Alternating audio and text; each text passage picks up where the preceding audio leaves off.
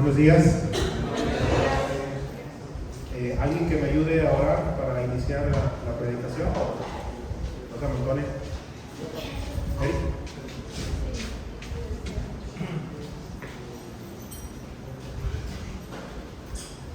Buenos días. Vamos a orar. Señor, te damos gracias por este día que nos regalas. Gracias por todas las cosas que tienes para nosotros, Señor. Te agradecemos nuestra familia, te agradecemos nuestro hogar, el sustento que nos das. Te agradecemos que tú estés siempre cerca de nosotros. Sabemos que nos escuchas y atiendes nuestros llamados, Señor. Damos gracias por todas las cosas que hemos recibido de ti, Señor.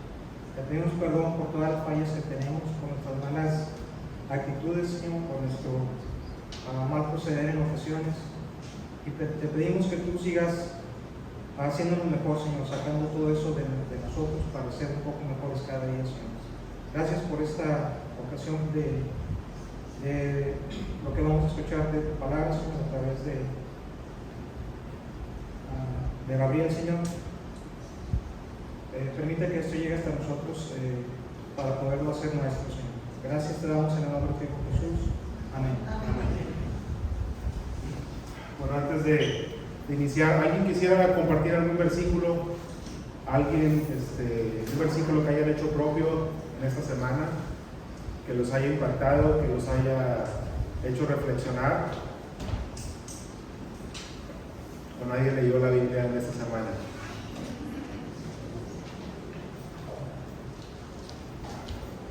¿Nadie? Martín, ¿no leíste esta semana? ¿Vale? ¿No leíste? Sí, leí. ¿Lo nombramos al azar o nadie quiere pasar? Al azar. ¿Samuel? Buenos días. Buenos días. Pues más que un versículo, fue algo que escuché en un video y que quiero compartir con ustedes. Es en 1 Samuel 7:1. Bueno, de hecho es el 7:2, pero vamos a leer desde el 7:1.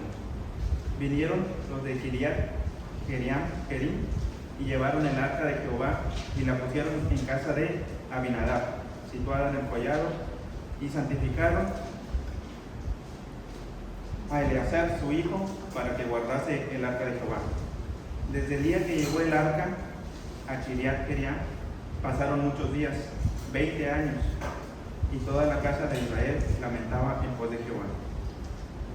Más adelante seguimos leyendo, no recuerdo el versículo, pero fueron 20 años que el arca de Jehová pasó en la casa de Abinadab. Voy a encontrar ahorita aquí el versículo. No estaba preparado, pero quise compartirlo con ustedes.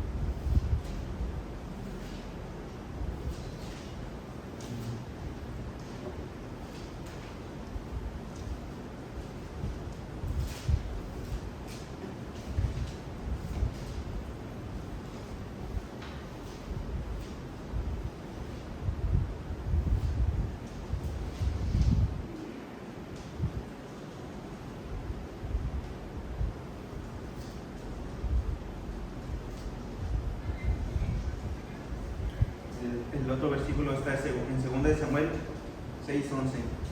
Y estuvo el arca de Jehová en casa de Obed-Edom Geteo 3 meses, y bendijo Jehová a Obed-Edom y a toda su casa. Analizando estos dos versículos, el arca de Jehová estuvo 20 años en la casa de Abinadab, y no se describe más nada, solo 20 años que el pueblo se lamentaba en pos del arca. Y después la pasaron a la casa de Obed-Edom, y en 3 meses bendijo Jehová la casa de Obed-Edom. ¿Cuántos cristianos no habemos a veces y tenemos la presencia de Dios, pero Dios no nos bendice? sentimos en ocasiones que Dios no está con nosotros, pero realmente somos nosotros quienes estamos deteniendo la bendición de Dios, porque nosotros nos creemos sabios en nuestra propia opinión y no dejamos al Espíritu de Dios que obre bien en nosotros. En cambio, hay cristianos que recién se convierten y ya están dando frutos, están apasionados en la lectura, están queriendo saber y aprender más de Dios y obtienen bendición.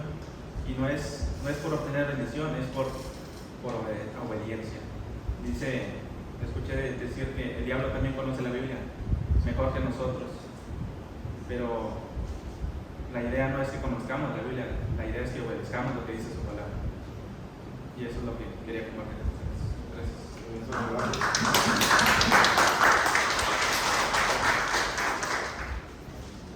¿Alguien más que quiera pasar?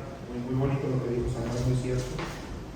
Podemos conocer la palabra, pero ese conocimiento a veces envanece. A veces nos sentimos mejor que las demás personas porque conocemos, pero lo importante no es conocer, sino obedecer. A lo mejor tú no has leído toda la Biblia, pero lo que leas apropialo, trata de sacar el mayor provecho de ella. ¿Alguien más que quiera pasar? Adelante, doctora.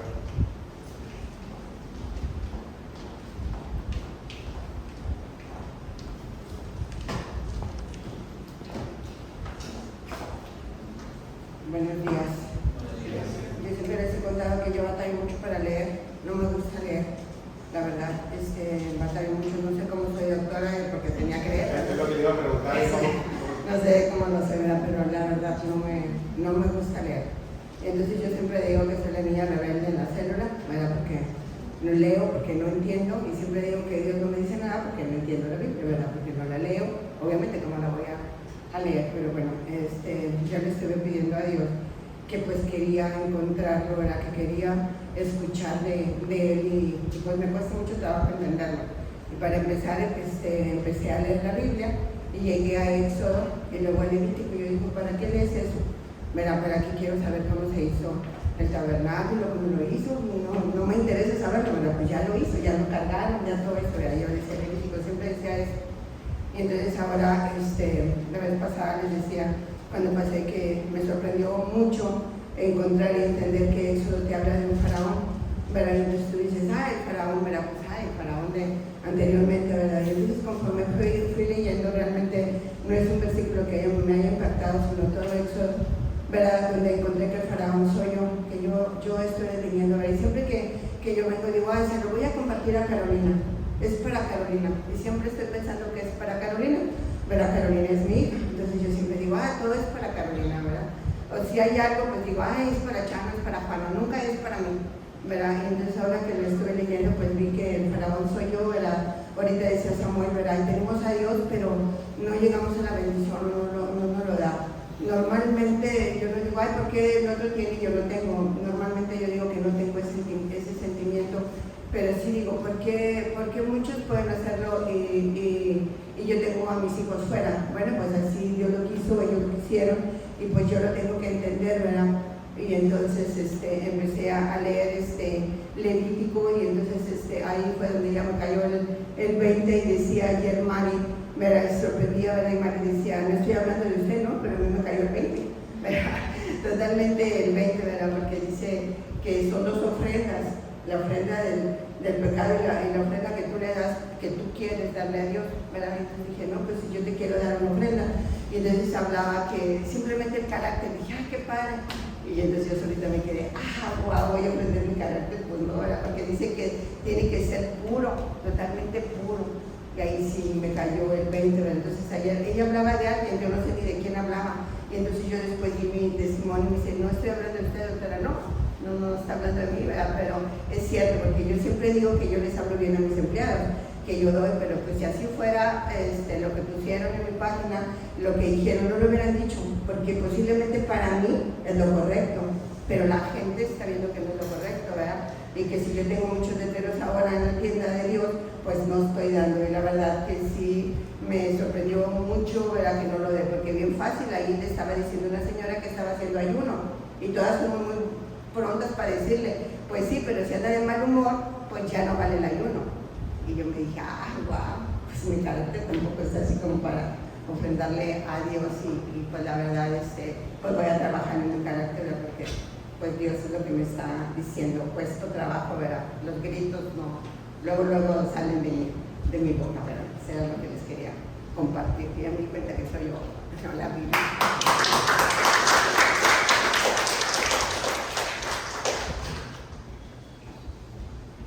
El propósito del ayuno, más que todo, es no alimentar la carne, en el sentido de que no proveer para la carne, sino para el espíritu. Y el tiempo que tú le dedicas normalmente a prepararte los alimentos, ahorita es muy fácil, pero en la antigüedad pues era más tiempo que se requería preparar el desayuno. Y la idea del ayuno era todo ese tiempo que te llevaba a preparar los alimentos, elegirlos, prepararlos, cocinarlos y sentarte a comer, todo ese tiempo se lo dedicabas mejor en oración a Dios. Y precisamente ese es el propósito. La idea del ayuno es pues que nada más sea entre tú y Dios, no tienes que decirlo, nadie tiene que saber, nadie se tiene que dar cuenta, no puedas andar malhumorada, ¿verdad? Como dice la doctora. La idea es entre tú y Dios, ¿verdad? Ese es el propósito del ayuno. Y bueno, podemos dar toda una enseñanza del ayuno, pero el tema no es ese. ¿Alguien más que quiera pasar? Perito, pásale.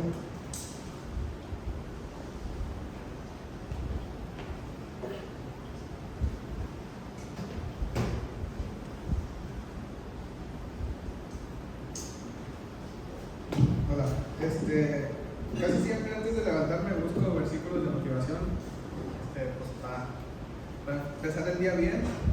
Y el que casi siempre leo antes de irme ya tarde de la casa, porque me levanto bien tarde, es Deuteronomio 31:8. El Señor irá delante de ti, Él estará contigo, no te dejará ni te desamparará, no temas ni te acobardes. Este es un versículo que me ha ayudado mucho. He pasado por varios problemas ya en la escuela, con mis papás, por todos lados, y sé que Dios siempre ha estado para mí, siempre. Nunca me ha dejado, me ha apartado, esa es otra cosa, pero yo sé que siempre va a estar para mí apoyándome. Gracias.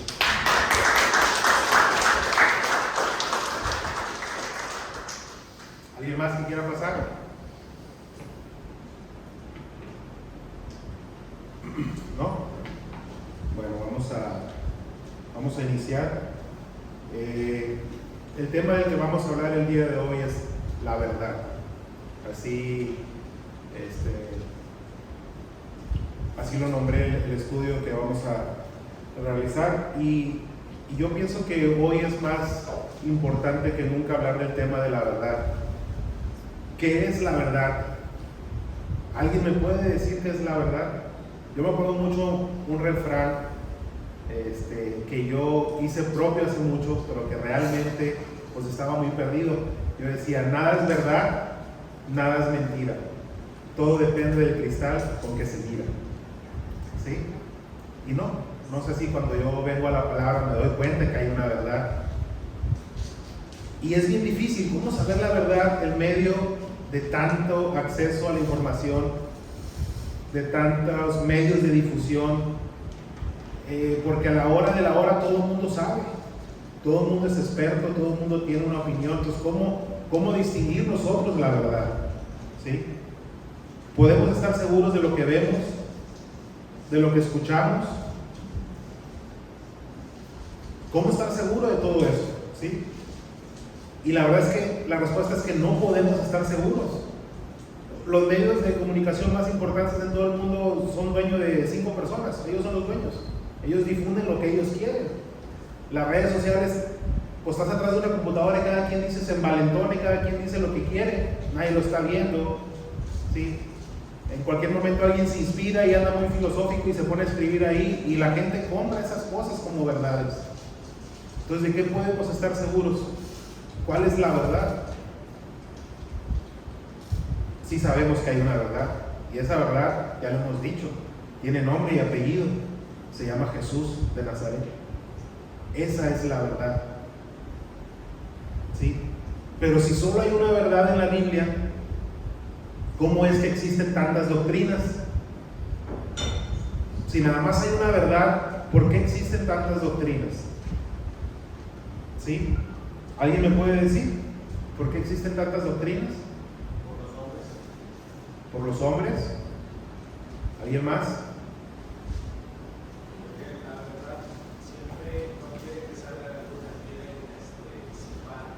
No quieren que la verdad salga a la luz. Es cierto que la doctrina divide. ¿Cuándo no ha sido así? La doctrina siempre ha dividido. Hay un dicho que dice: no hables de política ni de religión, porque van a broncar a las personas, porque divide. La religión, la doctrina divide. Yo pienso que Satanás es el promotor número 1 de las religiones. Satanás es el que promueve las doctrinas, ¿sí? Yo pienso que él está a favor de todo eso. A él le encantan las religiones.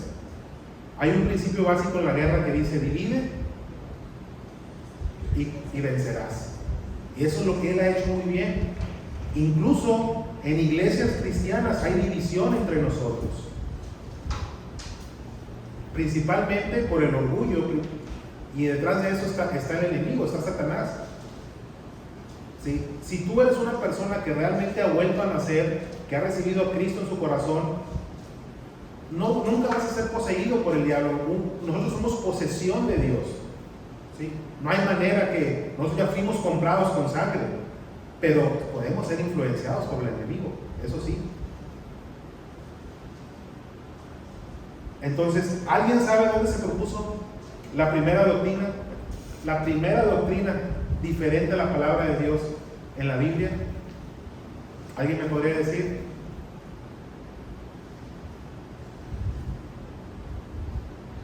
¿Nadie? La primera doctrina diferente a la palabra de Dios fue en el jardín del Edén. ¿Sí? Ok. Satanás, siendo el padre de mentira, él jamás se va a presentar a ti como es, porque yo pienso que si él lo hiciera, lejos de convencernos, nos arrojaría a los brazos de Dios. Él usa a personas para influenciarnos. En este caso, en el jardín del Edén, nada más estaba Adán y Eva, primero Adán y luego Eva. No había personas, pero la creación en aquel entonces era una creación, era perfecta. Adán y Eva podían hablar con los animales, ¿sí? Y fíjense la astucia del diablo. Él usó una serpiente, ¿sí? La serpiente no era como nosotros la conocemos ahorita, era un ser que andaba erguido, dice la palabra que andaba erguido. Era un ser hermoso, una criatura hermosa. Y Satanás usó a la serpiente para acercarse a Eva, ¿sí? Recordemos que la creación en aquel entonces era perfecta. El pecado todavía no entraba en la creación, ¿sí? Lo que dice, acuérdense que dice Romanos 8:22, dice: porque toda la creación gime a una y a una está con dolores de parto como hasta hoy, porque eso fue consecuencia del pecado. Cuando Dios hizo su creación, la sujetó a Adán, ¿sí?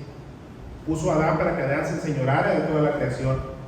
Él nombró todas las aves, todos los animales, él nombró a todos. Y cuando Adán peca, ese pecado pasa a toda la creación. Por eso es que dice Romanos 8:22 que toda la creación gime a una.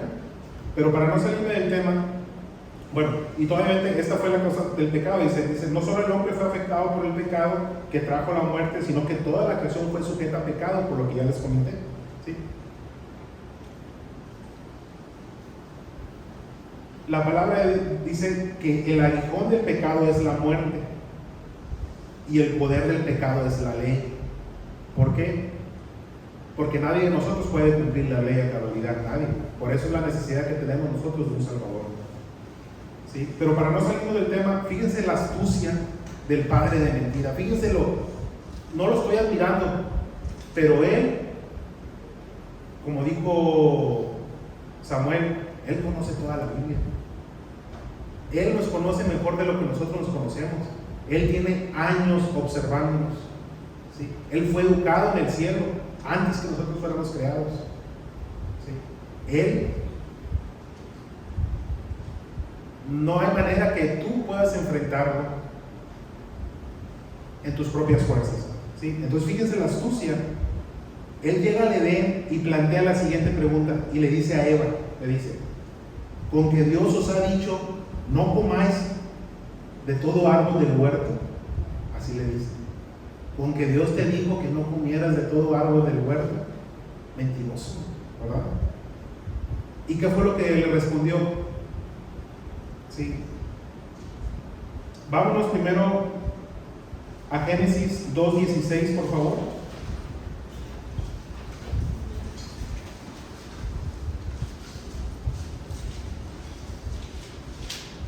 Génesis 2:16. Fabi, ¿puedes por favor leer Génesis 2:16?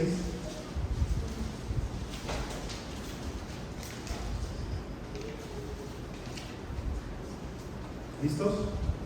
Perdón.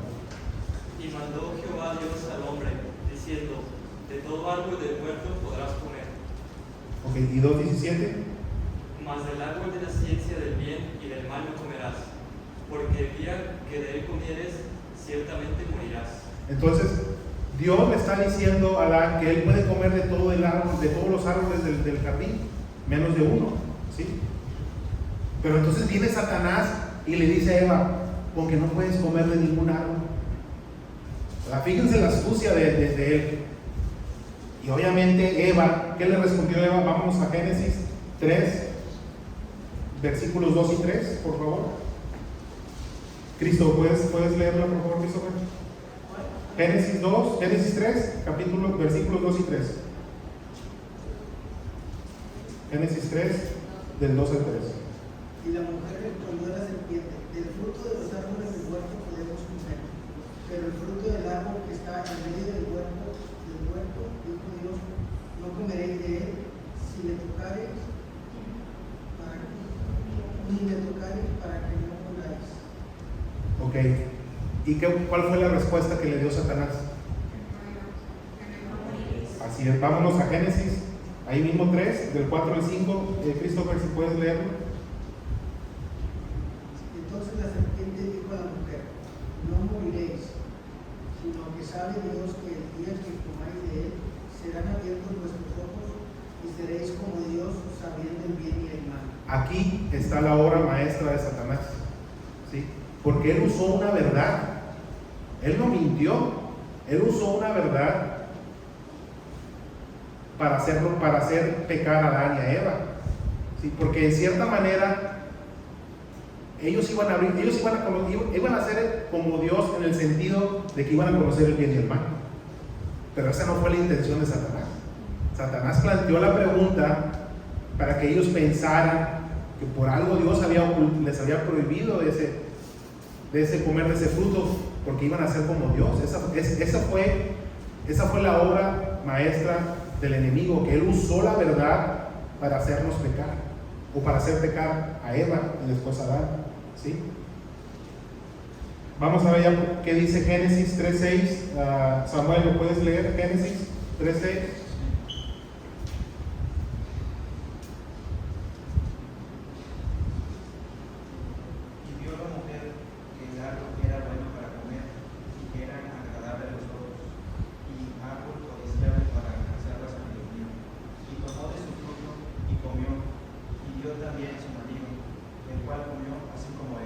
Miren, el verdadero problema aquí, el verdadero problema fue escuchar una voz que no fuera la de Dios. Ese fue el verdadero problema. ¿Qué voces estamos escuchando nosotros? ¿Qué voces estamos escuchando? ¿Sí? ¿Con qué estamos alimentando nuestro espíritu? ¿Con qué estamos alimentando nuestra mente? ¿Sí? Tenemos que preguntarnos eso. ¿Qué es lo que están viendo nuestros ojos? ¿Sí? ¿Qué estamos dejando que entre a nuestra mente y a nuestro corazón? ¿A qué le estamos permitiendo que ocupe lugar en nuestro corazón? ¿Sí? Miren, el pecado de Adán y Eva no comenzó cuando comieron del fruto.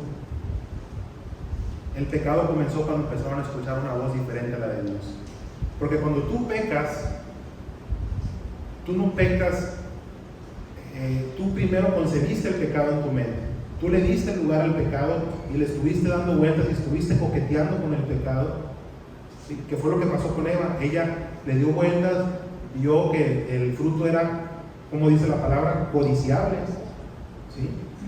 Entonces, ese fue el verdadero pecado, el momento que ellos no pecaron cuando comieron del fruto, ellos pecaron en el momento que empezaron a escuchar una voz diferente a la de Dios. ¿Okay? Por eso la palabra de Dios nos exhorta a que permanezcamos en la sana doctrina. Pero ¿cuál es la sana doctrina? ¿Cuál es la sana doctrina? ¿Alguien me lo puede decir? Okay, la palabra de Dios. Pero la Biblia dice, o lo que la Biblia dice, puede tener varias interpretaciones, ¿correcto? Mentira.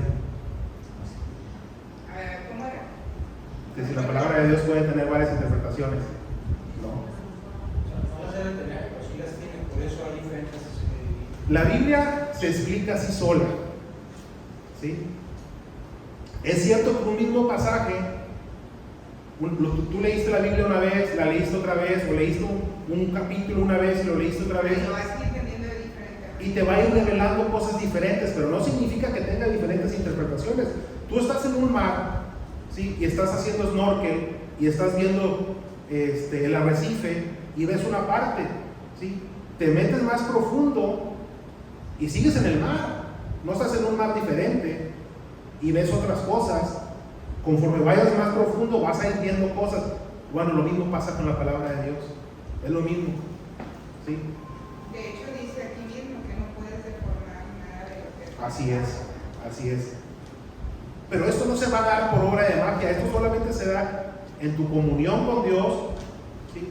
Qué tan profundo tengas esa comunión con Dios, qué tanto tiempo le estés dedicando a la lectura, vas a tener un mayor y un profundo conocimiento de su palabra, ¿sí? Pero no porque la palabra sea diferente, simplemente entendiste mejor la revelación que Dios tiene aquí en su palabra, ¿sí? Pero eso no se va a dar, jamás se va a dar eso, ¿sí? Si nosotros no estamos profundizando en nuestra relación con Dios, en la lectura de la palabra, ¿sí? Acuérdense que dice la palabra que no es de interpretación propia, y eso viene, no lo busquen, entendiendo primero esto, ¿sí? Que ninguna profecía de la Escritura es de interpretación privada, porque nunca la profecía fue traída por voluntad humana, ¿sí?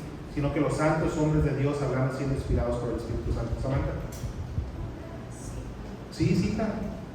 Bueno, me preguntaba de que una vez, a mí me dijeron en la escuela, bueno, una maestra mencionó que uno nunca sabe de que la Biblia que estamos leyendo ahorita pueda ser la correcta, porque como pasa por todas esas cosas de traducción y todo eso de que a veces hay personas que lo leen y, o sea, como no nos favorecen, pueden ir quitando capítulos y así. Siempre me pregunté de que, o sea, lo que estamos leyendo ahorita será de que completo como Dios dijo que se escribiera, o de que hubo personas que al leerla dijeron de que en algún momento no me va a favorecer y lo quitó. Bueno, mira, primero, esta Biblia que estamos leyendo ahorita es una Biblia que ha transformado vidas, ¿sí? Y que muchas personas llevan el testimonio de sí mismos. Es una Biblia que ha producido cambios, ¿sí? Que ha levantado naciones. Cuando tú conoces toda la historia de la Biblia principalmente fue escrita en hebreo y en griego, ¿sí? Entonces, por eso muchos maestros y estudiosos de la Biblia estudian hebreo y estudian griego para profundizar en la traducción más cercana, ¿sí? Pero ha habido monjes, ha habido estudiosos, incluso Martín Lutero, que era un monje de la Iglesia Católica, que él fue uno de los iniciadores de la Reforma Protestante. Él veía, porque la Biblia en aquel entonces estaba prohibida para el pueblo, la gente no podía leer la Biblia, ¿sí? Era solamente control de la iglesia de aquel entonces, ¿sí? Entonces cuando Martín Lutero empieza a estudiar la palabra, porque él sabía griego, él sabía, o sea, ellos hacían traducciones, él empieza a chocar con las ideas de aquel entonces de que la iglesia vendía indulgencias, como que si fuera algo que se pudiera vender. Si tú tenías un familiar que moría, la iglesia te vendía indulgencias como un pase para que se fuera al cielo, ¿sí? Entonces Martín Lutero empieza a chocar con esas ideas y dice, espérate, pues sí, aquí dice esto y aquí dice esto, y fue ellos empezaron a trabajar en traducciones para que el pueblo la leyera. Todo eso viene en la historia de la Biblia, pero tienes que conocerlo, ¿sí? Esas ideas tenemos que tener cuidado de que empiecen a meter dudas de que la palabra es verdad, porque la palabra dice: la suma de tu palabra es verdad. Eso dice la palabra de Dios. Entonces hay que conocer. Yo no digo que no está bien que investiguen, no está bien que se cuestionen, yo no estoy diciendo eso, ¿sí? Pero tengan cuidado a quién escuchan, ¿sí? Hay que tener cuidado de qué voces estamos escuchando, que es precisamente lo que estamos hablando aquí, que es la verdad, ¿sí? Más o menos te la contesté, Sí. un poquito. Bueno. Lo de Martín Lutero, más o menos en qué fecha fue. Como en 1400, algo así, o 1500 creo. Hubo un tiempo de oscurantismo muy fuerte, que fue en los siglos 3, 5, hasta... En el siglo V, por acá hay algunos Okay. en ese tiempo, en 1443. Okay. Y ahí se empezaron a manejar las imprentas. Sí. Las imprentas se empezaron, y las traducciones, Así es. la latina, Que esa fue la que fue hecha para el pueblo, la Vulgata. Bueno, más o menos por ahí andaba 1400, 1500, entonces que era en el siglo XV. Hasta 1590 y tantos viene Cipriano de Valera. Cipriano de Valera, sí. De la familia que trae Valera, trae la traducción. Así es. Está muy bonita la historia de Cipriano era Cipriano de Valera y sí, Casiodoro de Reina, algo así, ¿verdad? Bueno, pero bueno, para no desviarnos. Entonces, leímos esto que viene en segunda, cuando yo lo leí, dice: entendiendo primero esto, que ninguna profecía de la Escritura es de interpretación privada, porque nunca la profecía fue traída por voluntad humana, sino que los santos hombres de Dios hablaron siendo inspirados por el Espíritu Santo. Ok, pero ¿cómo saber cuando tengo dudas? ¿Sí? ¿Cómo saber cuando yo tengo dudas? Porque es normal que yo leo la palabra y tengo dudas, ¿sí? Para eso existen pastores, para eso existe el maestro, ¿sí? Pero la palabra es bien clara cuando nos dice que no tenemos necesidad de que nadie nos enseñe, ¿sí? Los pastores y los maestros son guías, ¿sí? Pero la palabra, mira, vamos a buscar Primera de Juan 2:27. Samantha, ¿puedes leerlo? Primera de Juan 2:27.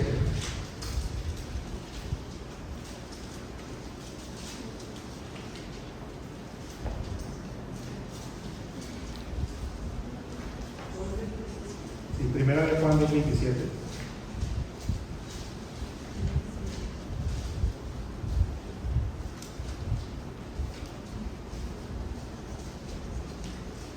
Un minuto. Ya cuando todos la tengan me dicen. ¿Sí? Dale, Samantha. Pero la unción que vosotros recibisteis de él permanece en vosotros, y no tenéis necesidad de que nadie os enseñe. Así como la unción misma os enseña todas las cosas, y es verdadera y no es mentira. Según ella os ha enseñado, permaneced en él. Fíjense lo que dice ahí. Pero la unción que vosotros recibisteis de él permanece en vosotros, y no tenéis necesidad de que nadie os enseñe. Así como la unción misma os enseña todas las cosas y es verdadera y no es mentira, según ella os ha enseñado, permanecer en él. ¿Cuál es la unción que nosotros recibimos? El Espíritu Santo. Dice: en él también vosotros, habiendo escuchado la palabra de verdad, del evangelio de vuestra salvación, y habiendo creído en él, fuisteis sellados con el Espíritu Santo de la promesa. Dice de la promesa porque, si se acuerdan, antes de que Jesús ascendiera al cielo, ya después de que había resucitado, él había prometido que él dice que él se tenía que ir porque les convenía a todos que él se fuera para que viniera el Espíritu Santo. Por eso dice que es el Espíritu Santo de la promesa.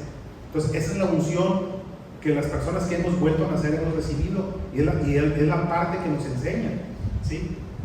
Si nosotros permanecemos en Dios, vamos a poder discernir lo que es verdad y lo que no es. Yo he escuchado prédicas de pastores, ¿sí?, donde el Espíritu me advierte que no es correcto, que están torciendo la palabra, ¿sí? Por eso es que tenemos que permanecer en Dios. Cuando tú pecas, tú rompes esa comunión que tienes con el Espíritu Santo y no te permite crecer en tu conocimiento de la palabra. También he escuchado otras prédicas de pastores y maestros que el Espíritu me dice que es verdad y profundizo en ese conocimiento, ¿sí? Pero el mismo Espíritu, la misma unción que dice la palabra que hemos recibido, nos enseña. Pero para eso tú ya debiste haber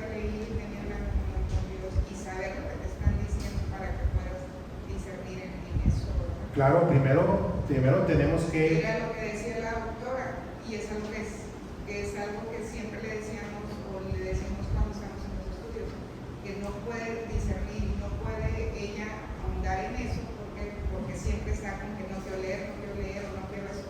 Entonces, ahorita ya está en otro canal, pues ¿qué está haciendo?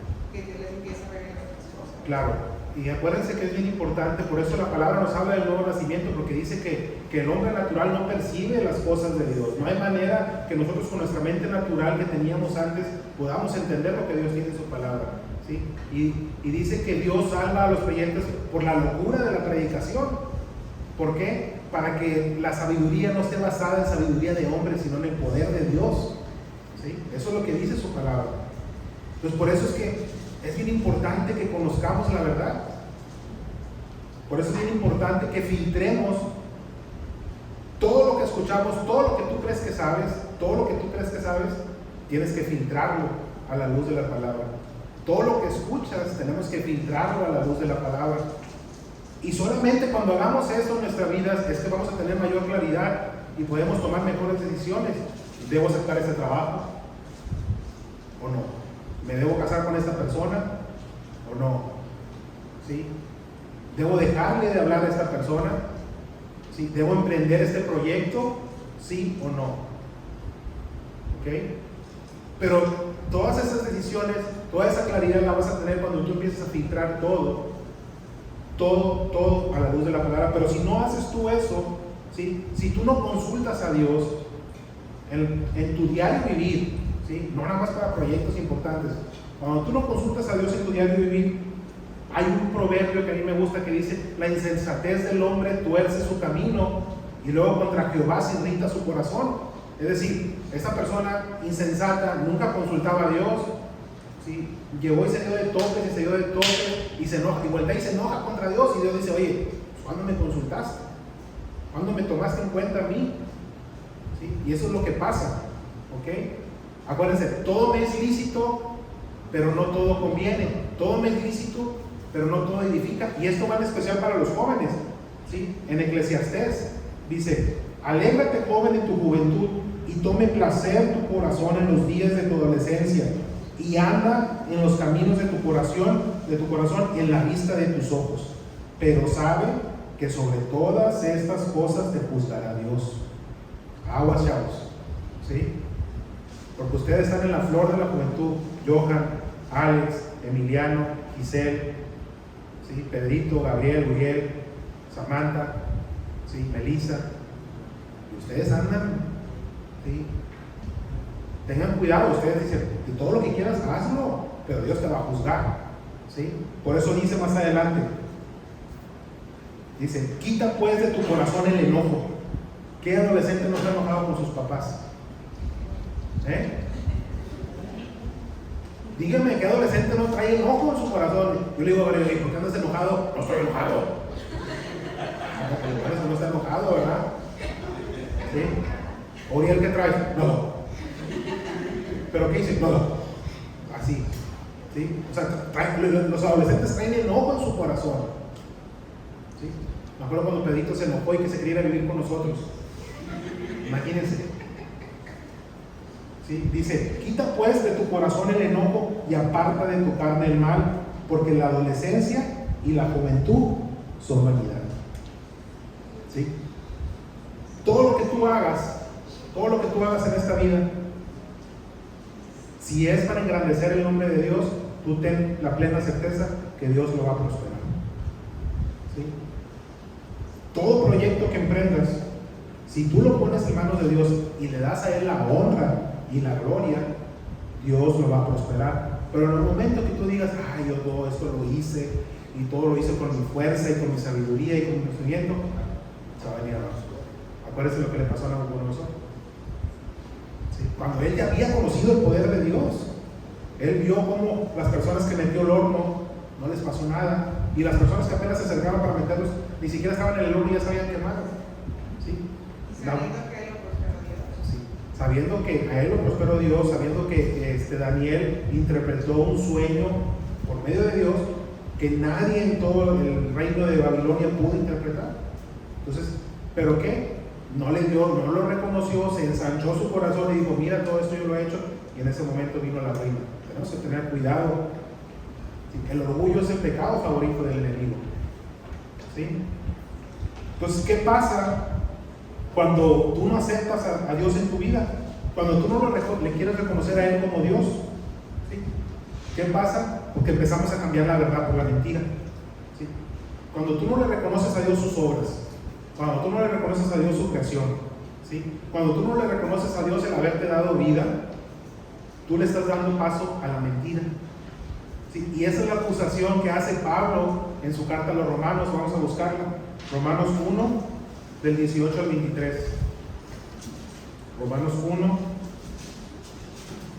del 18 al 23. Y Yari, ¿tú puedes leerlo, por favor? Romanos 1, 18 al 23.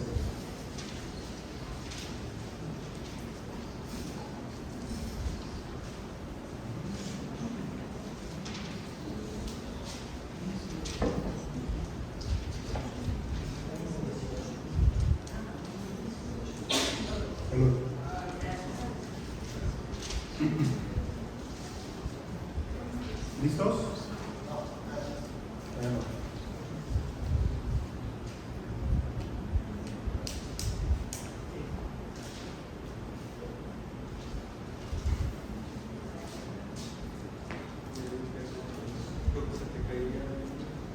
Dale, ya dice. Dice, porque la ira de Dios se revela desde el cielo contra toda impiedad e injusticia de los hombres que detienen con injusticia la verdad. Porque lo que de Dios se conoce les es manifiesto, pues Dios se lo manifestó.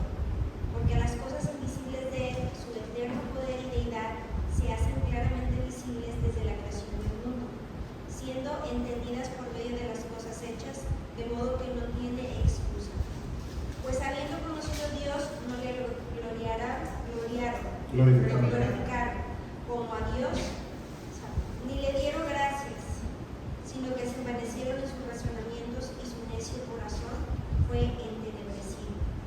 Profesando ser sabios, se hicieron necios y cambiaron la gloria de Dios incorruptible en semejanza de imagen de hombre corruptible, de aves, de cuadrúpedos y de reptiles. Esta es la acusación que Pablo le está haciendo a los hombres porque no le reconocen como a Dios. Dice, por lo que de Dios lo que de Dios se conoce les es manifiesto, pues Dios se lo manifestó, porque las cosas invisibles de Él, ¿sí?, su eterno poder y deidad, se hacen claramente visibles desde la creación. Si yo les dijera, decía un pastor que me gusta mucho seguir, si yo les dijera que este edificio es una de las maravillas naturales más grandes del mundo, que a través de millones y millones de años se fueron formando los bloques y se fueron acomodando uno arriba del otro, y por procesos naturales, con un adhesivo natural se fueron pegando, y una mezcla de cemento natural cubrió las paredes y se pintaron solas, ¿sí?, y se puso el piso. Si yo les dijera que esto es una obra natural, un milagro de la naturaleza, ustedes dirían que yo estoy loco. ¿Sí? Bueno, el universo es muchísimo más complejo que este edificio, y se lo atribuimos a millones y millones de años de accidentes químicos. Si yo les dijera que el libro que tiene Alex se formó solo, que de cierta manera las hojas empezaron a formar, que la tinta empezó a caer en el orden correcto y formó las letras para formar las palabras, ¿sí?, y que naturalmente se encuadernó, van a decir que estoy loco. Bueno, el ADN es el libro más complejo jamás escrito.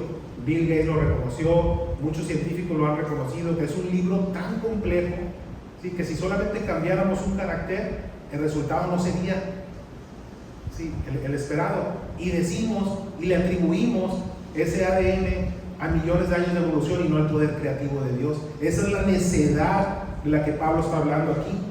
Pues habiendo conocido a Dios, no le glorificaron como a Dios, ni le dieron gracias, sino que se envanecieron en sus razonamientos, ¿sí?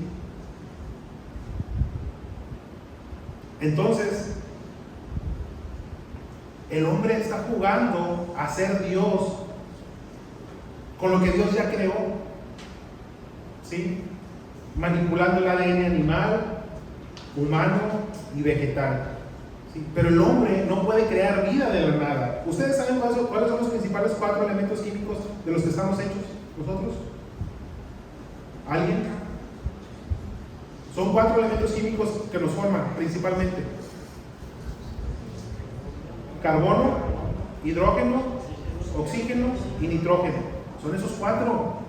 Y sin embargo el hombre juntando esos 4 no puede hacer vida. ¿Por qué? Porque no somos Dios. Solamente el poder creativo de Dios puede juntar eso y hacer vida. ¿Sí? Sino que el hombre usa lo que Dios ya creó para jugar a ser Dios. ¿Sí? Esa es la necedad del hombre, que no queremos reconocerlo, que dice que venimos del mono. Entonces, ¿por qué hay monos ahorita? ¿Sí?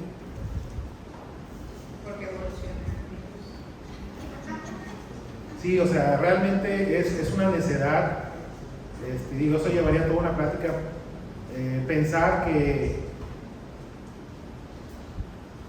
la nada lo creó todo. Simplemente desde el punto de vista científico no es posible. ¿Sí? Que la nada lo cree todo. Es una imposibilidad científica. ¿Sí?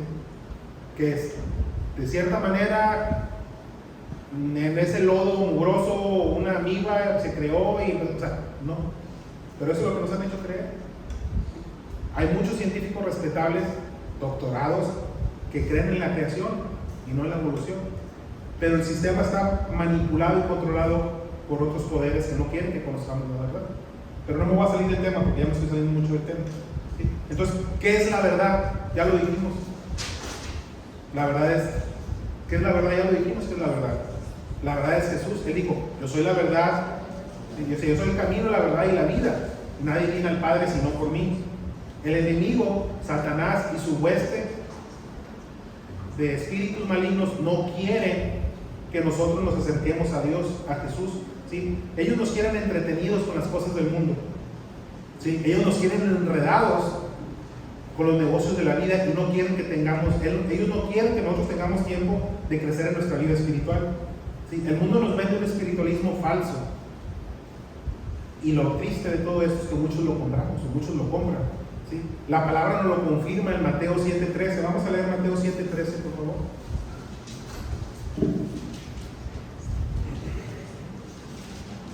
Mateo 7:13. David, ¿puedes leerlo?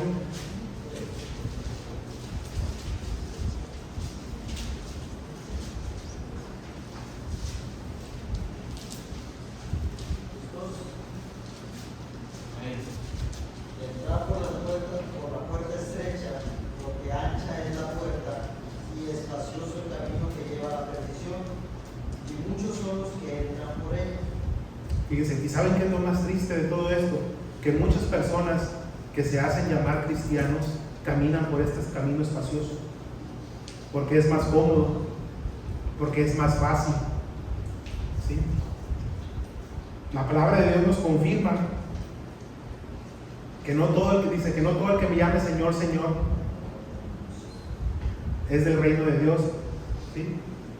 Sino todo aquel que ¿qué? Que hace la voluntad de mi Padre, exactamente, ¿sí? Dice, no todo el que me llame Señor, Señor entrará en el reino de Dios, sino el que hace la voluntad de mi Padre que está en los cielos, ¿sí? Y también dice que en aquel día, dice, muchos me llamarán Señor, Señor. ¿Se acuerdan? Y que le dicen, Señor, no profetizamos en tu nombre, y en tu nombre echamos fuera demonios, y en tu nombre hicimos muchos milagros. ¿Y qué les va a decir Dios? O sea, apartados de mí, hacedores de maldad, nunca los conocí. Eso es lo triste. Eso es lo más triste, la verdad. Que muchos que nos hacemos llamar cristianos andamos en el camino espacioso y no hacemos la voluntad del Padre. ¿Sí? Entonces dijimos que Satanás y su hueste de espíritus malignos te quieren entretenido con las cosas del mundo y no quieren que vengas a Jesús. Te quieren entretenido con TikTok. ¿Cuánto tiempo pasan? No sé, o sea, yo vi mi pantalla hoy y ya ven que bueno, al menos los iPhones cada domingo te dicen cuánto tiempo pasaste, ¿sí? Y yo promedié la semana pasada, o sea, toda esta semana que pasó, promedié 3 horas 15 minutos. Eso es lo que yo promedié. ¿Sí? Y aún así yo mucho de trabajo, ¿sí? Entonces, ¿cuánto tiempo pasamos? Pero bueno, no me quiero salir otra vez del tema. Entonces dijimos que Satanás y su hueste de espíritus malignos nos quieren entretenidos con las cosas del mundo. ¿Sí? ¿Por qué? ¿Por qué nos quieren entretenidos con las cosas del mundo? Fíjense, la palabra dice que si nosotros permanecemos, fíjense la palabra permanecemos. ¿Sí? Vamos a leer Juan 8:31 al 32. Juan 8:31 al 32. Señora Domi, ¿lo podría leer, por favor? Juan 8:31, 32.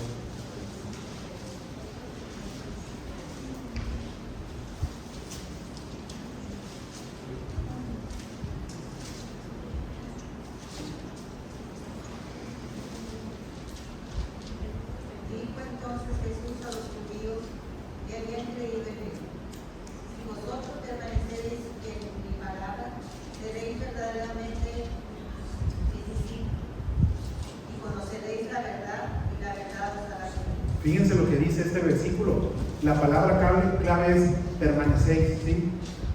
Dijo entonces Jesús a los judíos que habían creído en él: si vosotros permaneciereis en mi palabra, seréis verdaderamente mis discípulos y conoceréis la verdad, y la verdad os hará libres. Este es el versículo central de esta predicación, ¿sí? Esta es la verdadera guerra, ¿sí? La guerra por la verdad, ¿sí? Recuerden que aunque ustedes no lo quieran aceptar y aunque muchas personas no lo quieran reconocer, hay una lucha, hay una batalla. Acuérdense lo que dice Efesios 6:12, ¿sí? Porque no tenemos lucha contra sangre y carne, ¿sí? Sino contra potestades, contra los gobernadores de las tinieblas de este siglo, contra huestes espirituales de maldad en las regiones celestes, ¿sí? No crean ustedes en serio, ni por un instante les pase por la cabeza que esto es una lucha de poder. Satanás no tiene poder contra Dios. Esto no es una lucha de poder, ¿sí? No, Satanás no tiene nada comparado contra Dios. No es poder, es una lucha por la verdad. ¿Se acuerdan cuando Jesús fue tentado en el desierto 3 veces? Jesús, siendo Dios, Él no usó su poder, ¿sí?, para resistir al diablo. Él usó la palabra. Él dijo: escrito está, escrito está. Las 3 veces que el diablo tentó a Jesús, Jesús no hizo uso de su poder para rechazarlo. Él nomás usó la palabra. Él dijo: escrito está, escrito está. Las 3 veces, busquen ustedes las 3 veces que el diablo tentó a Jesús. Eso fue lo que Jesús dijo: escrito está. ¿Por qué? Porque la palabra tiene poder, ¿sí?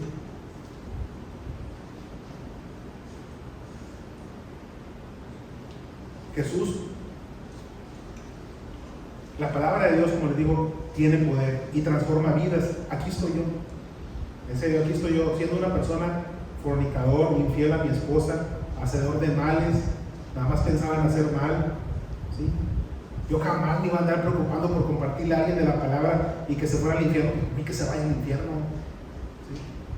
Yo jamás iba a estar aquí parado predicando. Yo jamás pensé, me cruzó ni siquiera por la mente que yo iba a estar aquí parado algún día hablándole de Dios a las personas, y aquí estoy. Por eso dice que el que cree en el Hijo de Dios lleva el testimonio en sí mismo, ¿sí? Por eso es bien importante, ¿sí?, que todos nosotros representemos a Dios dignamente. Nosotros somos cristianos, y cristianos, una vez hablamos donde se usó el primer término cristiano en Antioquía y se le decía a las personas que seguían a Jesús. Entonces nosotros somos personas, somos seguidores de Jesús, ¿sí? Nosotros somos embajadores porque representamos el reino de Dios aquí en la tierra. Nuestra casa debe ser una embajada, ¿sí? Y las embajadas de los países en los diferentes representan los valores del país del que vienen. Nuestra casa debe representar los valores del reino de Dios, ¿sí? Somos embajadores nosotros. Por eso es bien importante que no dañemos nuestro testimonio. Sí, vamos a fallar, pero en el momento que fallamos nos arrepentimos y reconocemos y le pedimos perdón a Dios y tratamos de resarcir el daño que hicimos. No era como antes de que, pues así Dios me hizo y así. No, realmente no. ¿Ok? ¿Cuánto tiempo pasas tú frente al televisor? ¿Sí? ¿Cuánto tiempo pasan ustedes, lo que decíamos ahorita, frente al celular? ¿Cuánto tiempo pasas tú viendo tu cuerpo frente al espejo para ver si ya funcionó el gym? si ya bajaste de peso, ¿sí? ¿Cuánto tiempo hacemos eso? ¿Sí? ¿Cuánto tiempo le dedicamos a ahora? Yo no estoy diciendo que estas cosas están mal, chavos, no. Yo no estoy diciendo que está mal ver la tele, ¿sí? Yo no estoy diciendo mal que te quieras cuidar, que te quieras ver mejor, eso no está mal. En sí mismo eso no está mal. Mal está que todo ese tiempo lo ocupe nada más tu mente, ¿sí? Que eso es lo que está mal, que nada más estás pensando en cómo voy a comer y que las proteínas y que el ejercicio y que las calorías y eso es lo que está ocupando tu mente. Bueno, eso entonces es un ídolo, porque está ocupando el lugar de Dios en tu, que el lugar de Dios que Dios debe tener en tu corazón, lo está ocupando eso, ¿sí? Y tenemos que tener, si tú tienes que pecar para lograr algo, eso también es un ídolo, ¿sí? Tenemos que tener cuidado. Yo no estoy diciendo que está mal que se cuiden, que está mal que hagan ejercicio, ¿sí? Yo no estoy diciendo que eso está mal, ¿sí? Pero cualquier cosa, ¿sí? Dice, cuando algo te aparta de Dios y ese algo ocupa un lugar más importante en tu corazón que Dios, entonces eso es un ídolo. ¿Ok? Cualquier cosa que le quite el lugar a Dios es un ídolo. Cualquier cosa que te haga pecar para conseguir eso que quieres es un ídolo, ¿sí? Aguas. Incluso tu hijo puede ser un ídolo. Te desvives por él. Pones toda tu fuerza y atención en tu hijo y no le dedicas tiempo a Dios. Tenemos que tener cuidado, ¿sí? No lo digo a la ligera esto. Bueno, pero regresando, ¿cuánto tiempo le invertimos a la lectura de la palabra? ¿Cuánto tiempo le invertimos al día? ¿5 minutos? ¿15 minutos? ¿A la semana cuánto le invertimos? ¿Se acuerdan lo que dice la Biblia que le pasó a Moisés cuando estuvo 40 días y 40 noches en el monte Sinaí? Que estuvo escribiendo los 10 mandamientos de las tablas de la ley, y cuando bajó, ¿se acuerdan qué le pasó a su rostro? Su rostro brillaba, y las personas no lo podían ver porque su rostro estaba brillando, porque él estuvo en la presencia de Dios. Bueno, algo muy similar sucede cuando nosotros pasamos tiempo en la lectura de la palabra. Cuando nosotros tenemos la Biblia abierta y estamos dedicándole tiempo, sucede algo muy similar. La luz viene a nuestras vidas, ¿sí? Eso es lo que sucede, ¿sí? Tú te acercas a la luz y tu vida es iluminada, ¿sí? Para que conozcas la verdad. Pero tristemente, y esto es lo más triste, ¿sí? Los hombres no vamos a la luz, y para mí esta es la mayor desgracia de todos, sinceramente, que los hombres no vamos a la luz, ¿sí? El apóstol Juan dice, y esta es la condenación, que la luz vino al mundo y los hombres amaron más las tinieblas que la luz. El salmista David decía, lámpara es a mis pies tu palabra y lumbrera a mi camino, ¿sí? El apóstol Pedro dijo, tenemos también la palabra profética más segura, a la cual hacéis bien en estar atentos como a una antorcha que alumbra el lugar oscuro, hasta que el día esclarezca y el lucero de la mañana salve nuestros corazones, ¿sí? La palabra es luz. Cuando tú te acercas a la palabra y pasas tiempo en la palabra, tu rostro se ilumina en un sentido figurado, tu vida se ilumina, así como Moisés traía el rostro brilloso, así pasa con nuestra vida, tenemos luz, ¿ok? Por eso Satanás no quiere que nos acerquemos a Jesús, porque Él es el verbo, Él es la palabra hecha carne, ¿sí? Él es la luz del mundo y Él es la verdad. Esa es la verdad, chavos, esa es la verdad, Jesús. El diablo nos quiere enredados en pleitos con nuestros compañeros de trabajo, nos quiere enredados en el chisme, ¿sí? Nos quiere enredados en el sexo fuera del matrimonio, ¿sí? Nos quiere enredados en el alcohol, en las drogas, en la envidia, en el sentimiento de culpa, ¿sí? En eso nos quiere el enemigo enredados, ¿ok? Y nos quiere enredados en eso para que las cadenas del pecado que nos tienen presos no nos liberen, ¿sí? ¿Tú crees que eres libre? ¿Cuántas veces ustedes pensaron que podían salir de una situación en sus propias fuerzas? ¿Cuántas veces no les pasó eso? A mí me pasó bastantes. Y hacía eso que no debía hacer y me sentía mal y yo decía, ya no lo voy a hacer. Y lo volví a hacer y me sentía peor y decía, ya no lo voy a hacer. Pero no podía. Yo estaba aprisionado, era preso de esas cadenas del pecado. Por eso el enemigo no quiere que vayamos a Jesús. Vamos a leer Juan 8, 34 al 36, por favor. 8, Juan 8, 34 al 36. Judith, ¿lo puedes leer, por favor? Todavía no.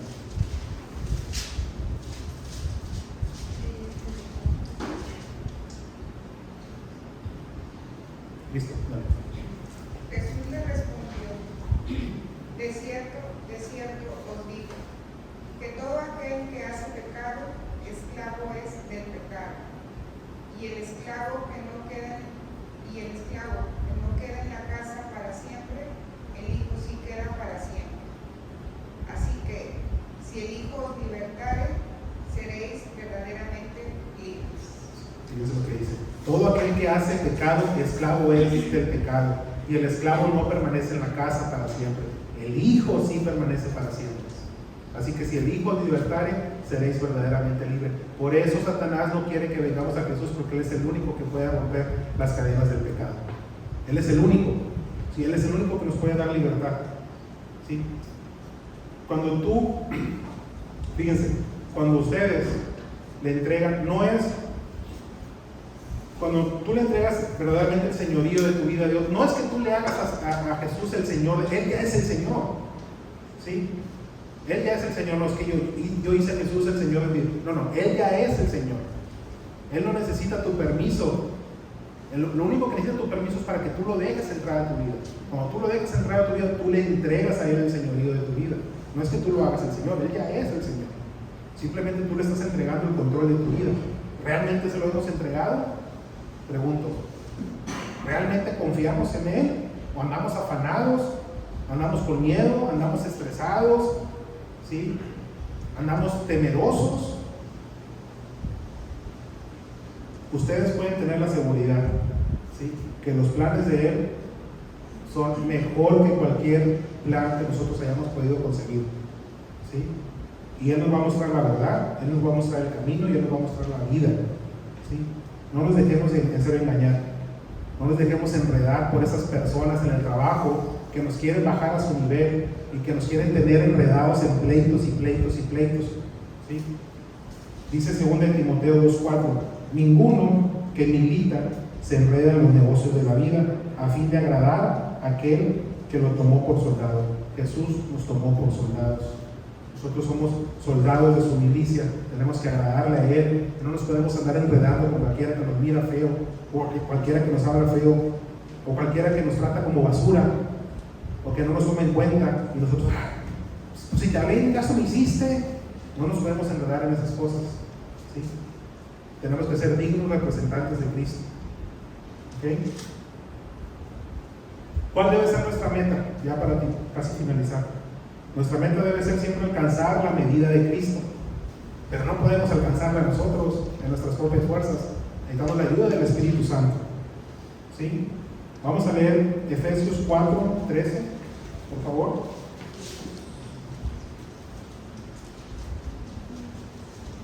Efesios 4:13. Lupita.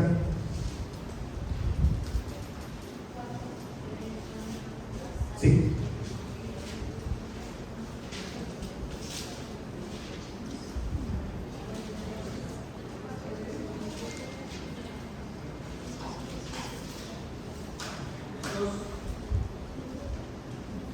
Dale. Hasta que todos lleguemos a la unidad de la fe y del conocimiento del Hijo de Dios, a un varón perfecto a la medida de la estatura de la plenitud de Cristo. Esa es la unidad que debemos nosotros aspirar, a esa unidad de fe que debemos alcanzar, ¿sí? La de Cristo. Esa es la medida que nosotros debemos lograr en nuestra vida, la estatura de Cristo. Jamás podremos lograrlo, ¿sí? Pero debemos aspirar a siempre ser mejores, como decía Eric cuando estaba orando, que siempre tratar de ser mejores para agradar a Dios, ¿sí?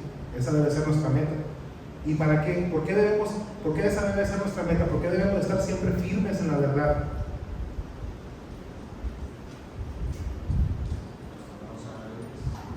En Efesios 4, del 14 al 16, vamos a buscarlo. Efesios 4, 14 al 16. Léelo. Para que ya no seamos niños antes, llevados por doquiera de todo viento de doctrina, por estratagema de hombres que para engañar emplean con astucia las artimañas del error, sino que siguiendo la verdad en amor, crezcamos en todo en aquel que es la cabeza, esto es Cristo, de quien todo el cuerpo bien concertado y unido entre sí, por todas las coyunturas que se ayudan mutuamente, según la actividad propia de cada miembro, recibe su crecimiento para ir edificándose en amor. Fíjense, por eso es bien importante conocer la verdad, ¿sí? Para que nadie nos engañe como a niños, ¿sí? Porque luego alguien habla bonito de la palabra y ahí vamos y le creemos. Acuérdense que Satanás conoce bien la palabra, ¿sí? Satanás engañó a Eva con la palabra. ¿Sí? Es importante que nosotros permanezcamos siempre en la verdad. ¿Sí? Dice aquí el versículo, para que crezcamos en amor en aquel que es la cabeza. ¿Quién es la cabeza? Cristo es la cabeza. Y nosotros somos las partes del cuerpo. Nosotros somos la iglesia. La iglesia no es un edificio, la iglesia somos todos los creyentes. ¿Sí? Busquemos siempre la verdad, es decir, busquemos siempre a Jesús. Él es la respuesta a todos nuestros miedos. ¿Sí? Jesús es la respuesta a todas nuestras inquietudes. Jesús es la respuesta a todas nuestras inseguridades, ¿sí? A todos nuestros traumas. Él rompe toda cadena, ¿sí? Él rompe toda maldición y Él te justifica ante el Padre. ¿Sí? Solo la verdad nos hará libres. ¿Sí? Esa es la prédica que quería compartir con ustedes el día de hoy.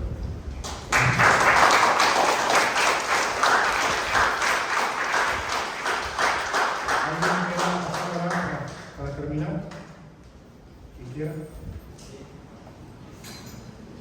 ¿Ahí? Ahí viene Pedro.